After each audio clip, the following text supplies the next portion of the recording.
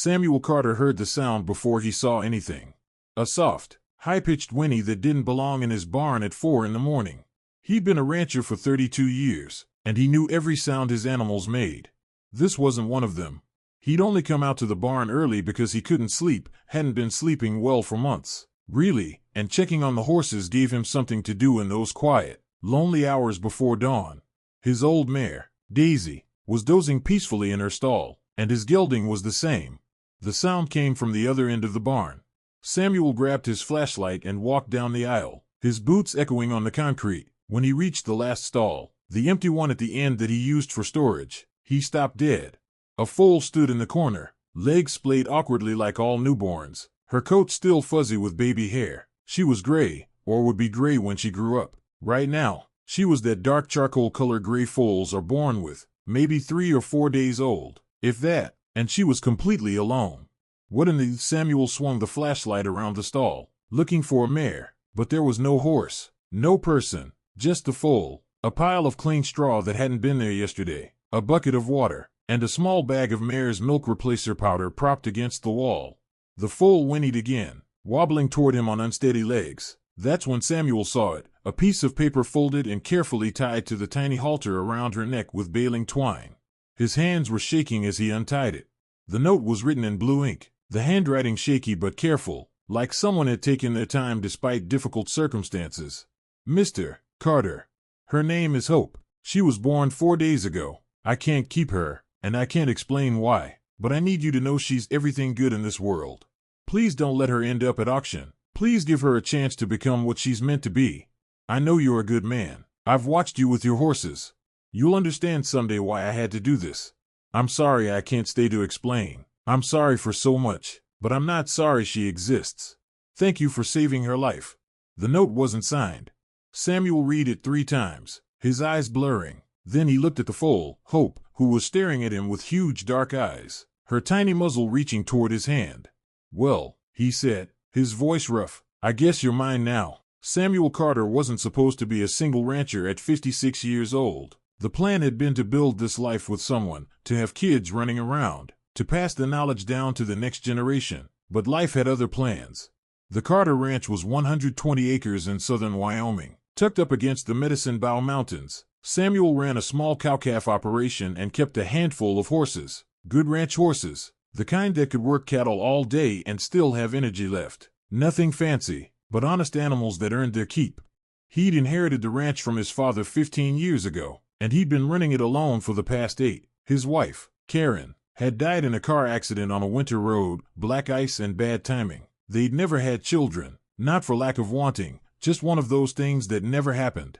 Since then, Samuel had kept to himself mostly. He had a few ranch hands who came in during calving and haying season, and he went to church on Sundays, but he lived a quiet life. Some people thought he was lonely. Samuel preferred to think of it as peaceful. He was good with horses, patient, with an intuitive sense of what an animal needed. He'd raised dozens of foals over the years, had a reputation for starting colts with a light hand and good foundation, but he hadn't bred any horses in 5 years. No real reason to, with just himself to feed and the cattle paying the bills, which made finding an abandoned foal in his barn even more confusing. Samuel lived 8 miles from the nearest neighbor. His property was gated, and while he didn't keep it locked, you couldn't just stumble onto his place by accident. Someone had deliberately driven up his road, into his barn, and left this foal in the middle of the night. Someone who knew him, someone who'd watched him with his horses. The thought made his skin prickle, but when he looked at Hope, wobbling around the stall on legs that barely worked, sniffing at the bucket of water and not quite knowing what to do with it, his protective instincts kicked in. First things first, the foal needed to eat. Raising an orphan foal is one of the hardest things you can do with horses. They're fragile, prone to infection, and they need to eat every 2 hours around the clock for the first few weeks. Samuel knew all this from experience. He'd bottle-raised 2 foals before, one whose mother rejected it, and another whose mother died from complications after birth. But those foals had at least gotten colostrum, the vital first milk that gives newborns their immune system. Hope was 4 days old. Had she gotten colostrum from her mother? There was no way to know. Samuel mixed up the milk replacer according to the directions on the bag, high-quality stuff, not the cheap kind, and filled the bottle. Hope sniffed at it suspiciously, then bumped it with her nose. Formula sprayed across Samuel's shirt. Come on, Little girl, he murmured, positioning the nipple at her mouth. I know it's not your mama, but it's what we've got. It took 20 minutes and a lot of patience. But finally, Hope figured out how to suck on the bottle. She drained 16 ounces with enthusiasm, milk foam on her whiskers, her tiny tail swishing with contentment. Samuel checked her over carefully while she ate. She seemed healthy with bright eyes, pink gums, no signs of dehydration or illness. Her umbilical stump was properly dried up. Someone had been taking care of her, at least for the first few days of her life. But where was her mother? And why would someone abandon a healthy foal? Over the next few days, Samuel fell into the exhausting routine of caring for a newborn, feeding every 2 hours, even through the night, cleaning the stall multiple times a day, monitoring Hope for any signs of illness. Foals could go downhill fast. He called the sheriff's department to report finding her, filed the paperwork, but without any identifying marks or microchip, there wasn't much they could do. If nobody claims her in 90 days, she's legally yours, Deputy Collins told him. But between you and me, Mr. Carter, whoever left her wanted you to have her. They didn't dump her somewhere to die. They brought her to you specifically. Samuel knew that was true, but it didn't answer the why. He took the note out of his pocket and read it again for the 100th time. I've watched you with your horses. That meant someone local, someone who'd been on his property or had seen him working. She's everything good in this world. What did that mean? And the most haunting line, you'll understand someday why I had to do this. What circumstances would make someone abandon a foal they clearly cared about? Samuel wasn't a detective, but he started paying attention. He asked around at the feed store, casually mentioning that someone had left a foal at his place. Did anyone know of any mares that had foaled recently? Nobody did. He checked with the veterinarians in a 50-mile radius. None of them had records of a gray mare foaling in the past week. Whoever owned Hope's mother hadn't used a vet for the birth. The brand inspector came out to check Hope for any brands or identifying marks. Nothing. She's a nicely built foal, Inspector Rodriguez said, running her hands down Hope's legs, checking her conformation. Good bone, pretty head, nice movement for a baby. Whoever bred her knew what they were doing. This isn't some backyard accident. This is a well-bred foal. That just made it more confusing. You didn't carefully breed horses and then abandon the foal, unless something had gone terribly wrong. Samuel kept coming back to that note, the tone of it, apologetic, almost desperate. I'm sorry for so much. And then, thank you for saving her life.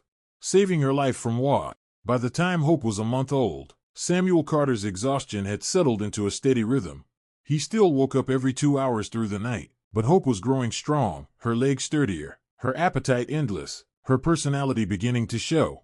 She followed him everywhere now. If he went to fill the water troughs, she trotted behind him like a puppy. When he leaned over to fix a latch, she'd try to nibble on his hat. And every morning, when he opened the barn doors and the first light spilled across the straw, she gave that joyful little squeal that made him smile no matter how tired he was. Sometimes, Samuel caught himself talking to her the way he'd once talked to Karen when she was alive, quietly, about the weather or the work he needed to do that day. Hope listened, ears flicking, as if she understood every word. One cool morning in late May, Samuel was leaning against the fence, watching Hope gallop clumsily around the paddock, when a familiar truck rumbled down his long driveway. It was Greg Turner. Greg had been Samuel's neighbor for nearly 20 years. The two men went back a long way, helping each other during calving season, trading hay, sharing the occasional drink at the tavern in town. Greg was younger by 10 years, loud where Samuel was quiet, but solid. Greg stepped out of the truck, raising a hand in greeting. Morning, Sam. Heard you've turned into a full-time babysitter. Samuel grunted a laugh. You heard right. She's eating me out of house and home. Greg leaned on the fence beside him, watching Hope with a grin. Cute little thing. You figure out where she came from yet? No, Samuel said, and the sheriff's office hasn't got a clue either.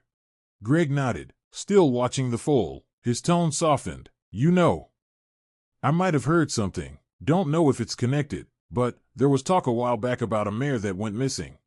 Samuel turned to look at him. Missing? Yeah, belonged to a woman over by Elk Ridge. Name was Anna Rhodes. Maybe you've heard of her. Used to be married to Thomas Rhodes, the vet. Samuel frowned. Thomas the first? No. He patched up my gelding a few years back. Didn't know he was married. They divorced last year, Greg said. Messy thing. From what I hear, Anna kept one horse, a gray mare named Silver Star. Bred her last spring. But something must have gone wrong because no one's seen the mare since early May. Folks said Anna stopped coming into town not long after. Samuel's heart tightened. Silver Star, he repeated. Gray mare. That's a coincidence, isn't it? Greg shrugged. Could be. Could also be the truth. Samuel leaned both arms on the fence, staring out across the pasture. Hope was running now, tail flagged, kicking up dirt like she owned the world. He could almost see what she'd grow into, a strong, graceful mare. What do you know about Anna? He asked finally.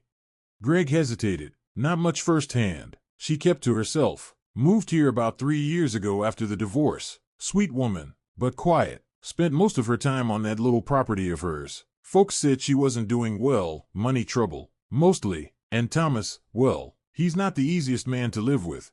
I've heard that, Samuel said. Greg looked sideways at him. You think she's the one who left the fold here? Samuel didn't answer right away. He thought about the note again. I've watched you with your horses. Someone local, someone who trusted him. I think it's possible, he said finally. If her mare was Silver Star, and the timing lines up, maybe she couldn't take care of the foal. Or maybe something happened to her, Greg said quietly. Samuel glanced over, but Greg just shook his head. Forget I said that. You know how rumors are. Still, if you want to check it out, her place is only 20 miles east, past the old quarry. Samuel nodded slowly. Maybe I'll take a drive this weekend. The drive to Anna Rhodes's property took him through rolling hills and cottonwood groves, the kind of countryside that always reminded him why he'd never left Wyoming. The air smelled like sage and dust, and the sky stretched so wide it seemed to swallow the earth. Her place wasn't hard to find, a small, weathered house tucked at the end of a gravel road. A faded blue truck parked out front. The pastures were overgrown, the fences sagging. It looked like no one had lived there in months.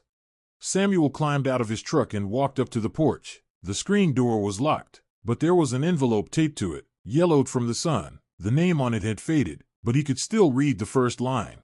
To whoever finds her. He opened it carefully, his chest tightening. Inside was a short note written in the same handwriting as the one that had been tied to Hope's halter. If you're reading this, I'm gone. I did what I had to do. Silver Star didn't make it through the foaling, and I couldn't bear to let Hope die too. I know what people will say about me, but I needed her to live, to have a chance. Mr. Carter, I know you'll take care of her. Please tell Thomas I'm sorry. Samuel's throat felt dry. He folded the paper carefully, staring out across the empty pasture. Silver Star was gone. Anna Rhodes was gone, too, but she'd known exactly who would find the foal. He sat on the porch step for a long time, the wind tugging at his hat brim, thinking about the woman who had trusted him without ever meeting him. When he finally drove home, the sun was setting behind the mountains. Hope was waiting at the gate, nickering softly, her little face pressed against the wood. Samuel climbed out and rubbed her nose. You've had a rough start, little girl, he murmured, but I promise you, you're safe now. By midsummer, Hope had turned into a whirlwind of motion and curiosity. Her gangly foal legs had grown strong, her coat sleek and shining silver in the sun. Every day she found new mischief, chewing on gate latches, chasing chickens, pulling Samuel's gloves out of his back pocket while he worked. Samuel couldn't help but laugh most of the time. The ranch hadn't felt this alive in years. Still, he worried.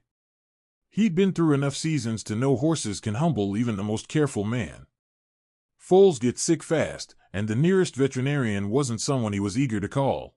But when Hope started coughing one morning, a dry rattle that didn't sound right, Samuel picked up the phone. Carter Ranch, said a calm voice on the other end. This is Thomas Rhodes speaking. Samuel hesitated. Thomas, it's Samuel Carter. I've got a foal here I'd like you to take a look at. There was a short pause, just a breath of silence. Carter? From out by the river? That's right. All right, Thomas said after a moment. I'll be there this afternoon. The sound of the vet's truck rumbling up the drive made Hope snort and dance at the fence. She'd never seen Thomas before, and strangers made her curious. Thomas Rhodes climbed out, tall and lean, with the tired look of a man who'd spent too long in other people's barns. His once black hair was streaked with gray, and his expression was calm but guarded. Afternoon, Mr. Carter, he said, extending a hand. Where's the patient? In the barn, Samuel said, shaking it. Appreciate you coming. They walked together down the aisle. Hope stood in her stall, ears perked, eyeing the newcomer suspiciously. "She's a lively one," Thomas said softly, stepping closer. Hope sniffed his jacket, then bumped his arm with her nose. Samuel watched him carefully. "Her name's Hope." Thomas froze for a fraction of a second, his hand still resting on the foal's neck. "Hope," he repeated quietly. "Yeah," Samuel said, keeping his tone neutral. "Found her in my barn a few months back. Someone left her with a note asking me to take care of her." Thomas looked at him then, really looked, and Samuel saw the flicker of recognition in his eyes. "Do you know who?" Samuel asked gently. Thomas drew in a breath and stepped back from the stall. "Tell me about the note." Samuel took it from his pocket, unfolded it, and handed it over. He'd carried it with him every day since that morning. Thomas read it slowly, his expression tightening with each line. When he finished, he exhaled shakily and handed it back. "That's Anna's handwriting." Samuel nodded. "I thought so. I found another letter at her place when I went looking." Thomas rubbed a hand over his face. "I didn't even know she was gone. We hadn't spoken in months. After the divorce, she didn't want to see me. Said she needed space." "I'm sorry," Samuel said quietly. Thomas gave a humorless smile. "You're not the one who needs to be sorry."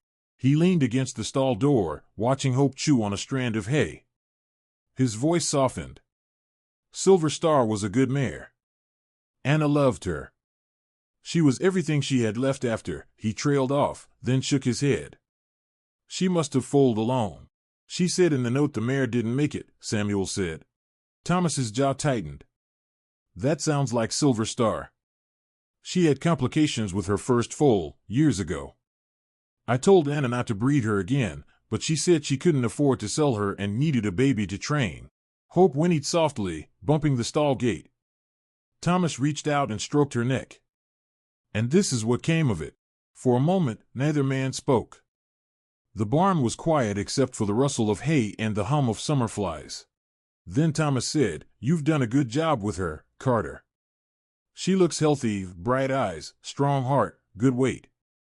Whatever she's been through, she's lucky she ended up here." Samuel nodded, relief easing some of the tension in his shoulders. "She's a fighter." Thomas smiled faintly. "Just like her mother." He wrote a few notes on a clipboard, listened to Hope's chest, checked her temperature, and pronounced her lungs clear. "Just a bit of dust irritation. Keep her stall clean, and she'll be fine." As he packed up his stethoscope, Samuel asked, "What are you going to do about Anna?" Thomas hesitated. "There's not much I can do, is there? She's gone. If the sheriff's office knows anything, they haven't told me." He looked at Samuel then, eyes tired but steady. "You keep her. Anna would have wanted that. She trusted you for a reason." Samuel nodded slowly. "I will." When Thomas left, the sound of his truck faded down the road until it was just wind again.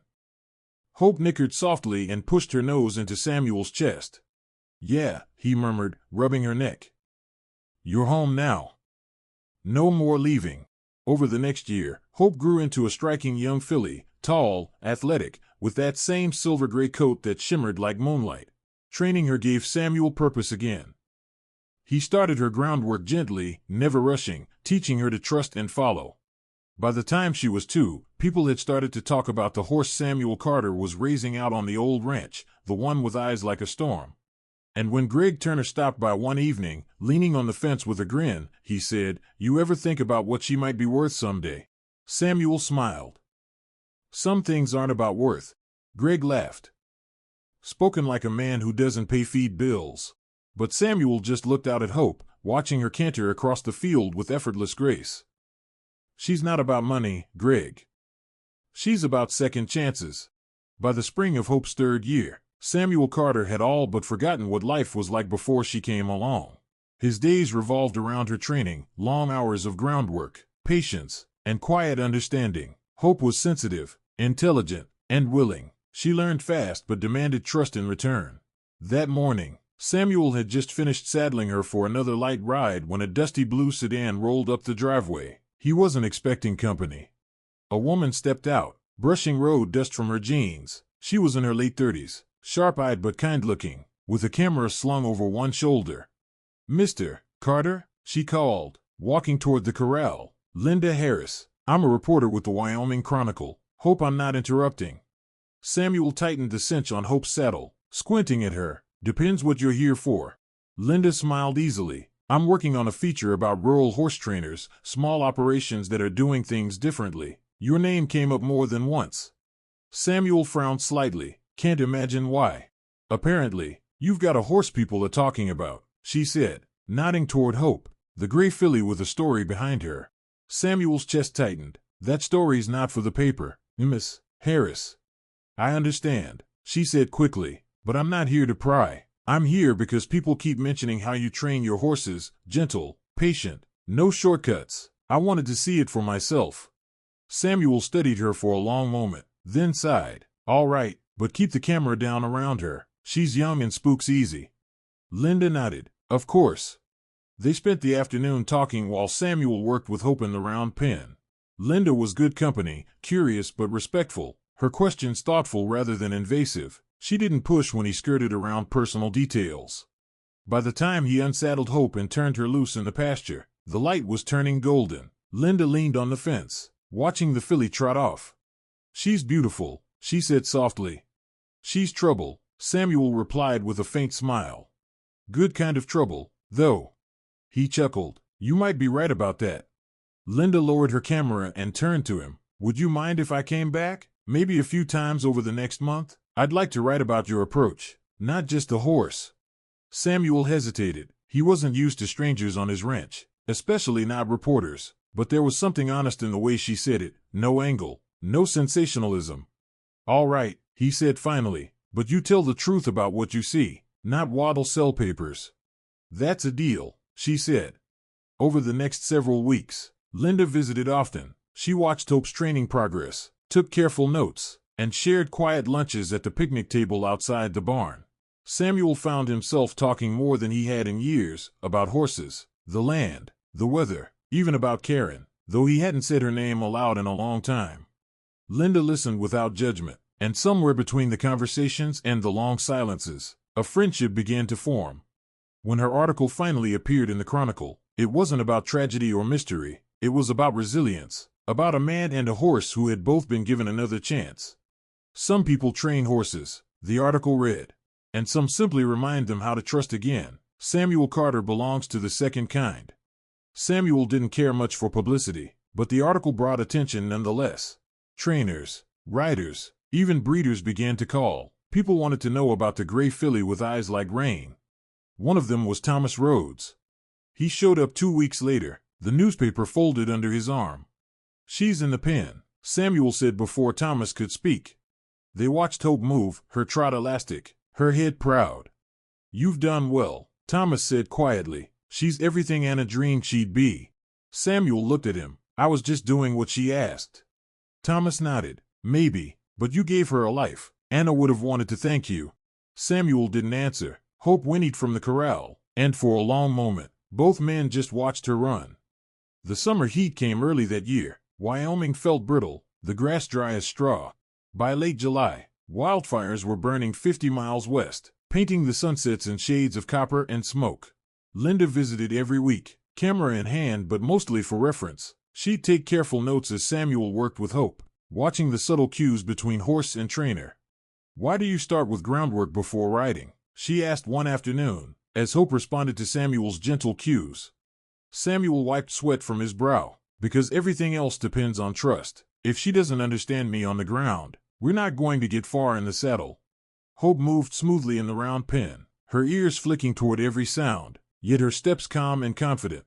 "You two have a rhythm," Linda said quietly, almost to herself. "It's like she's reading your mind." Samuel glanced at her. "She's reading my heart more than my mind." Soon, Samuel began introducing Hope to small competitions, local shows. Nothing fancy, just to test her nerves and poise. Hope was eager, intelligent, and careful. She occasionally hesitated at jumps or got distracted by a sudden noise, but she always recovered with Samuel's steady guidance. One morning at the county show, a rival trainer, Marcus Bell, approached Samuel. "I've heard about your filly," he said, eyeing Hope. "Gray one, sharp, quick learner?" "That's her," Samuel replied cautiously. Marcus smirked. Hope she's as good as they say. Could get interesting out there. Samuel didn't answer, only watched as Hope trotted calmly into the arena, her hooves clicking in rhythm on the packed dirt. Linda took a seat in the stands, notebook ready, watching every move. She scribbled quickly, capturing the silent conversations between man and horse, the trust that spoke louder than words. By the end of the day, Hope had placed second, not first, but Samuel didn't mind. She'd learned something far more important: confidence, patience, and the joy of accomplishment. Good girl, he whispered, scratching behind her ears. She nuzzled his shoulder in return, a quiet affirmation of their bond. Samuel kept working with Hope, but he was cautious. The wind shifted often, and one wrong gust could carry sparks for miles. One afternoon, as he was repairing a section of fence along the south pasture, Greg Turner came tearing up the road in his truck, dust flying behind him. Sam, fires jumped the ridge, he shouted before the truck even stopped. It's headed this way. Samuel dropped the fence pliers and ran for the barn.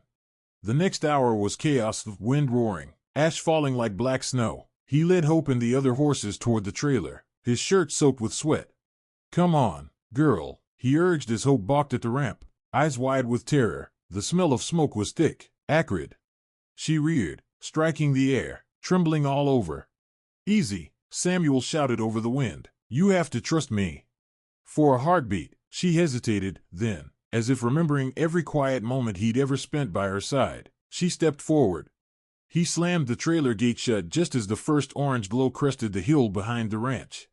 They drove through the haze, headlights cutting through smoke that turned the world ghostly gray. Greg followed in his truck, hauling another load of horses.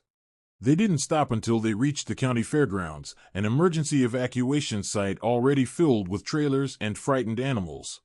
Samuel parked, climbed into the trailer, and stroked Hope's neck. She was shaking, but alive. When the wind finally died hours later, he sat on the tailgate, staring back toward the dark horizon where his home had been. He didn't know yet whether the barn still stood. Linda found him there the next morning, ash streaked on her face. I saw it on the news, she said softly. You saved them. Maybe, he said hoarsely. Don't know if there's a ranch left to go back to. Linda sat beside him, silent for a while. Then she said, You've lost a lot in your life, Samuel, but somehow, you keep choosing to save what you can. He looked at her, eyes tired but steady. Maybe that's all any of us can do. 2 days later, the fire was contained. Half the Carter Ranch was gone, the south pasture burned to black earth, the old barn scorched but still standing. When Samuel led Hope back through the gate, she stopped, sniffed the charred ground, and whinnied softly. Yeah, he murmured, we'll rebuild, both of us. Linda stood nearby, camera lowered, not taking a single picture. You really mean to start over? She asked. Samuel nodded. This place, this horse, it's all the family I've got left. She smiled faintly. Then you're not starting over alone. By early autumn, the Carter Ranch was slowly returning to life. The new fence posts gleamed in the sun, and the barn, patched and sturdy, smelled of fresh hay. Samuel had rebuilt a sense of routine, and Hope thrived in it. The fire had left its mark, but it had also reminded him what truly mattered. Samuel stood at the edge of the field, watching Hope graze calmly under the warm evening sun. Over the past months, they had faced so many challenges together: fear, mistrust, mistakes, and small victories. Now, the horse appeared confident and serene, ready to face any test, but without fear or hesitation.